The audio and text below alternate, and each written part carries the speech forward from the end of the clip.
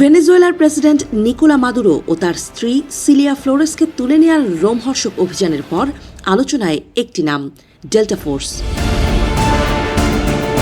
যুক্তরাষ্ট্রের অন্যতম অভিজাত সামরিক বাহিনী ডেল্টা ফোর্স। আন্তর্জাতিক গণমাধ্যম সিএনএন সহ বিভিন্ন আন্তর্জাতিক সংস্থার প্রতিবেদনে বলা হয়েছে, এই অপারেশনকে যুক্তরাষ্ট্র সবচেয়ে সংবেদনশীল এবং ঝুঁকিপূর্ণ মিশনের কাতারে রেখেছিল। তাই শেষ পর্যন্ত বেছে নেওয়া হয় মার্কিন সেনাবাহিনীর সবচেয়ে গোপন ও দক্ষ এই বাহিনীকে। ডেল্টা ফোর্স যুক্তরাষ্ট্রের বিশেষ বাহিনীগুলোর মধ্যে একটি সবচেয়ে কার্যকর ও প্রভাবশালী ইউনিট হিসেবে দীর্ঘদিন ধরেই পরিচিত। এই বাহিনীর মূল কাজ কথিত সন্ত্রাস দমন, জিম্মি উদ্ধার, সরাসরি হামলা এবং বিশেষ গোয়েন্দা নজরদারি। রাজনৈতিক ও সামরিক গুরুত্বপূর্ণ টার্গেট নিয়েই কাজ করে ডেল্টা ফোর্স। তাই মাদুরোকে তুলে নেয়ার মতো উচ্চ ঝুঁকির অভিযানে তাদের যুক্ত করা ছিল যুক্তরাষ্ট্রের কৌশলগত সিদ্ধান্তেরই অংশ। 1977 সালে প্রতিষ্ঠিত এই ইউনিট সরাসরি যুক্তরাষ্ট্রের জয়েন্ট স্পেশাল অপারেশনস কমান্ডের অধীনে কাজ করে। নর্থ ক্যারোলাইনার ফোর্ট ব্র্যাগে অবস্থিত এই বাহিনীকে বিশ্বের অত্যন্ত প্রশিক্ষিত ও সজ্জিত বিশেষ ইউনিট হিসেবে ধরা হয়।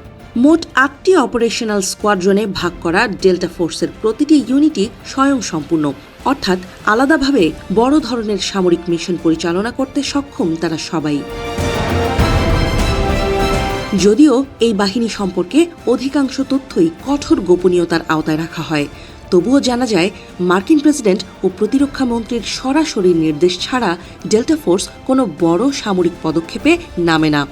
ইতিহাস ঘেঁটে দেখা যায়, সোমালিয়ার রাজধানী মোগাদিসুতে 1993 সালের লড়াই এবং ব্ল্যাক হক ডাউন নামে পরিচিত ঘটনাটির মাধ্যমে এই বাহিনীর পরিচিতি বিশ্বজুড়ে ছড়িয়ে পড়ে।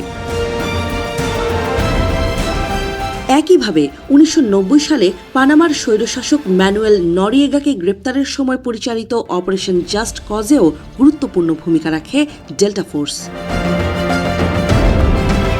ভেনেজুয়েলায় সাম্প্রতিক অভিযানের ক্ষেত্রেও সেই পুরনো অভিজ্ঞতা ও দক্ষতাকেই কাজে লাগিয়েছে যুক্তরাষ্ট্র। সূত্রগুলো বলছে, মাদুরোকে গ্রেপ্তারের সিদ্ধান্ত নেয়ার আগে যুক্তরাষ্ট্রের উচ্চ পর্যায়ের কৌশলগত বৈঠকে বিশেষভাবে উল্লেখ করা হয়েছিল অপারেশন জাস্ট কজের উদাহরণ। কারণ কোনো সার্বভৌম দেশের ক্ষমতাসীন রাষ্ট্রপ্রধানকে সরাসরি লক্ষ্য করে এমন সামরিক অভিযান অত্যন্ত স্পর্শকাতর, রাজনৈতিকভাবে জটিল এবং কূটনৈতিকভাবে ঝুঁকিপূর্ণ। এদিকে ইউএসএস আইডব্লিউ জিমা নামের মার্কিন সামরিক জাহাজে নিয়ে যাওয়া মাদুরোর ছবি ইতোমধ্যেই বিশ্বজুড়ে আলোচনার জন্ম দিয়েছে। মার্কিন প্রেসিডেন্ট ডোনাল্ড ট্রাম্প তাঁর নিজস্ব সামাজিক যোগাযোগ মাধ্যম ট্রুথ সোশ্যালে ছবিটি প্রকাশ করার পর তা আরও ব্যাপকভাবে ছড়িয়ে পড়ে। পাশাপাশি হোয়াইট হাউস থেকে প্রকাশিত ভিডিওতে দেখা যায় নিরাপত্তা বাহিনীর কড়া নজরদারিতে মাদুরোকে নিয়ে যাওয়া হচ্ছে। তবে যুক্তরাষ্ট্রের পক্ষ থেকে এই অভিযানের পূর্ণাঙ্গ বিবরণ এখনও প্রকাশ করা হয়নি।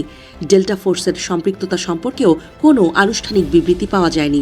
তবুও সামরিক ও কূটনৈতিক বিশ্লেষকদের মতে অপারেশনের ধরন, পরিকল্পনা ও বাস্তবায়নের পদ্ধতি দেখেই বোঝা যায় এটি ছিল অত্যন্ত নিখুঁতভাবে পরিচালিত বিশেষ সামরিক মিশন।